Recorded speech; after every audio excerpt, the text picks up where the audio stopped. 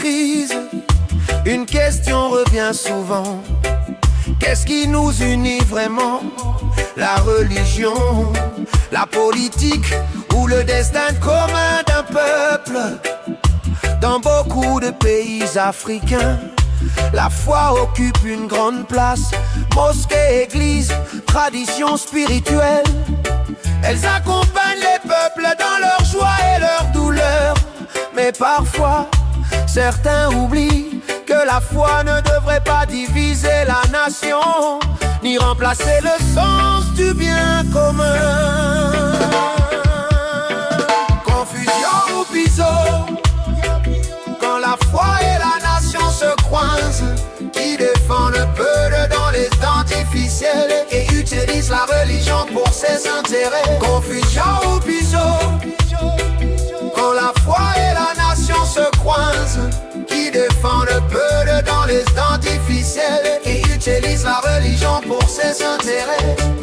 Quand des soldats tombent au front, quand des familles vivent la peur, quand le terrorisme frappe des villages, ce sont souvent des citoyens ordinaires qui paient le prix le plus lourd pour protéger la stabilité du pays. Et beaucoup se demandent alors, où est la responsabilité collective? La religion peut inspirer la paix, la solidarité et la justice, mais lorsqu'elle devient un outil de manipulation, de pouvoir ou d'aveuglement politique, elle perd sa mission spirituelle. Et certains leaders religieux sont parfois accusés de rechercher davantage l'influence ou les privilèges que l'intérêt du peuple.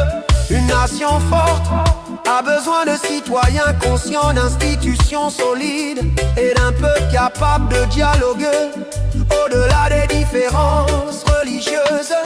Aimer sa foi ne devrait pas empêcher d'aimer aussi sa nation, car musulmans, chrétiens, croyants, traditionnels ou non-croyants partagent souvent les mêmes routes, les mêmes écoles et les mêmes difficultés quotidiennes. La stabilité d'un pays demande parfois des sacrifices, de la discipline, de la justice et un vrai sens du collectif. Mais la force d'une république ne doit jamais reposer sur la peur ou l'écrasement des libertés. Elle se construit surtout par des institutions crédibles, des lois respectées et un peuple uni malgré ses différences.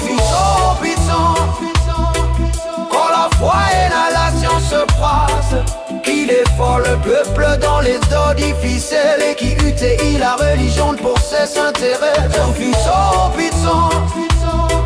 Quand la foi et la nation se croisent, qui défend le peuple dans les eaux difficiles et qui utilise la religion pour ses intérêts.